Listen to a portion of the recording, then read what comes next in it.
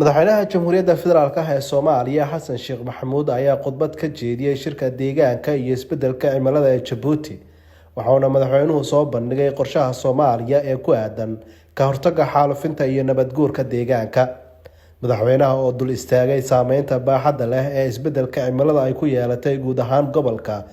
gaar ahaan Soomaaliya ayaa tilmaamay in ay laga maarmaan tahay in wadamada gobolku ay yeeshaan wada shaqeyn dhow oo wax looga qabanayo caqabadaha ka dhasha cimilada isbedelaya.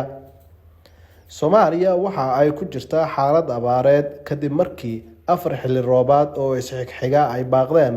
sababo la xiriira isbedelka cimilada. Waxaan xooga saaraynaa wax ka qabashada xaalufinta deegaanka oo sal u ah mushkiladaha dunida oo dhan saameysay ee isbedelka cimilada inagoo dhawaan daahfurnay hindisaha qaran ee Soomaaliya cagaaran kaasi oo mudnaan gaar ah siinaya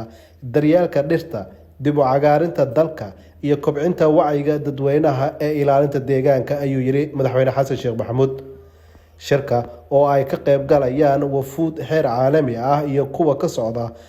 dalalka gobolka Geeska Afrika ayaa la iskula meel dhigay tallaabooyin wada jir ah oo wax loo qabanayo saameynta isbedelka cimilada ee wadamada gobolka. Madaxweynaha Jamhuuriyadda Federaalka ah ee Soomaaliya Xasan Sheekh Maxamuud iyo dhigiisa dalka Djibouti